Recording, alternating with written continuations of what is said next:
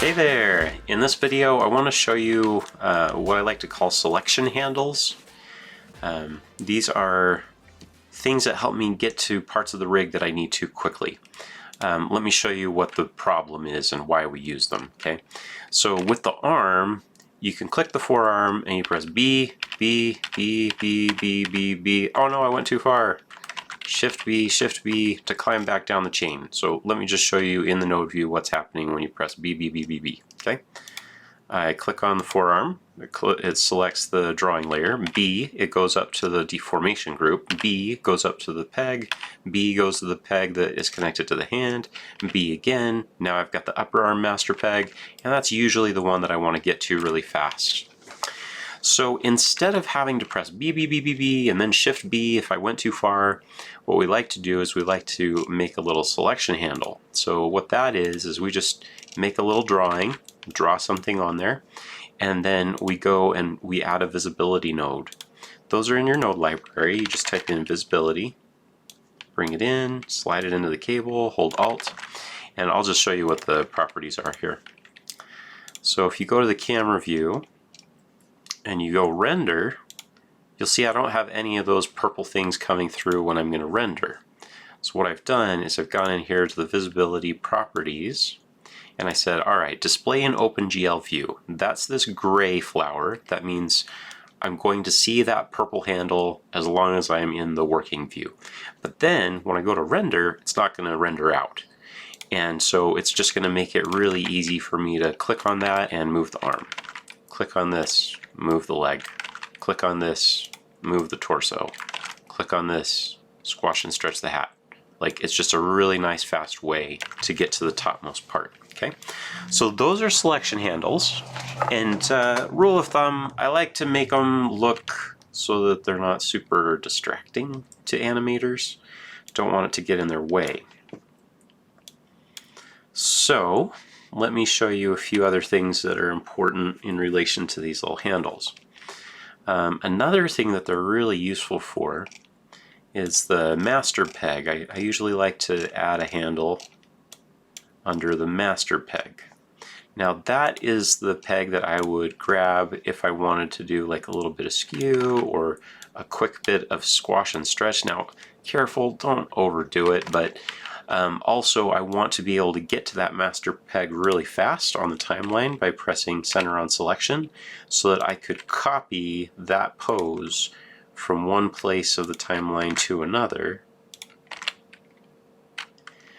without, if I press 0, a lot of the time the scene peg is usually outside of the group. The scene peg moves the shadow with it, whereas the master peg is just the character. So if the character needs to jump, I don't want the shadow coming with it, okay? So most of the time, when somebody starts a new scene, they might go to the scene peg and make it bigger, and then if you were to copy, here let me just animate current frame. If you were to copy from somewhere on your timeline and then paste, oh no, now that character got really small. But if you go to the master peg and copy a pose from there and paste it, that scene peg has the keyframe stuff to keep it in the same position, the same scale, all that stuff. But the master peg is a good place to go and kind of just collapse the whole rig and copy what you need. So I would recommend whenever you start an animated scene that you use the scene peg. I'm going to press undo a few times.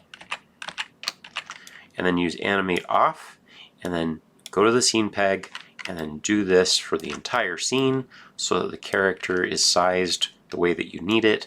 All of the poses have been sized because animate off, you use the transform tool, it affects all of the keyframes for whatever peg you just selected.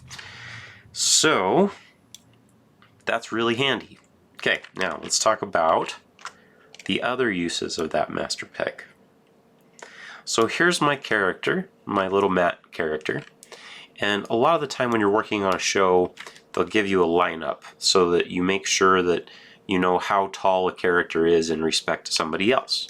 Because, you know, if if little Matt is actually supposed to look like this, that's important to know. You know, that potato's a pretty big guy. Or vice versa, you know, like maybe I'm gonna eat that potato. But here's a really cool thing you can do with the handle that you connect to the master peg. So watch this. I'm going to go and select, I'm going to press undo, my scene peg of Matt, move it over, and then I'm going to line those up to make sure that the circles are the same size with each other. And then if these circles are the same size as each other, I know, oh, good, that's how tall they're supposed to be in respect to each other. Also, for props, sometimes you can put like a smaller circle in there. Let me show you a scene that I am working on. So I've got this little meat tenderizer, okay? And then I've got a little handle. I've got a little visibility thing, so it's not going to render out. And if I were to move that tenderizer down here and compare it, the size in respect to that handle, I can see that they're the same size, so it must be the right size in respect to the character. So the reason that you'd want to add a little or a smaller handle is, you know, if they're going to eat a piece of popcorn, you don't want a handle that's the size of your character, okay? Now, that's usually how I'm using them. One other important note about how I like to use the master handle. With this scene, if I press the camera mask button, you'll see I'm not seeing the stuff down there. I can't see his master handle. And sometimes it's really helpful to be able to get to it really quick. So this is a special case. I wouldn't say to do this all the time, but this is what I usually like to do. I will go and find the master handle. And I am not going to use the transform tool. I'm going to use the drawing tool, okay? Apply to line and color art because some of the stuff is drawn on overlay and stuff like that. Click on the eyeball. I'm going to select this handle and I'm going to move it so that I can see it as I'm working on this scene. I don't want to have to keep zooming out to go down there. And then here's another idea. What if I make an ellipse, Alt equals, that gets my ellipse tool, make it 0, hold Shift and Alt to pull from the center, press K, show my strokes. It automatically filled that, I didn't mean for that to happen. Now I can paint bucket it, something like maybe the sketch color. Alright, so now it's nice and big, so I can quickly get to that. I can quickly find, especially if I'm using peg selection mode with the transform tool, click on this, press center on selection, and there I am. I can quickly go find the master peg in the timeline without having to go searching for it in the node view or anything like that. And so yeah, there you go. That's usually how I'm using the selection handles.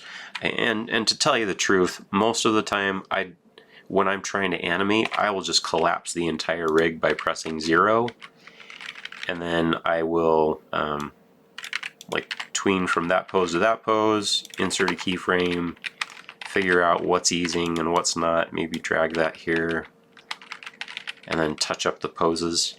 So a lot of the time I just press 0 and collapse the timeline. I'm not always going to that master peg. So, all right. Have fun using selection handles because they can really save you a lot of time and you don't have to use B, B, B, B, Shift B, Shift B, Shift B as much, all right? See you later. See you soon.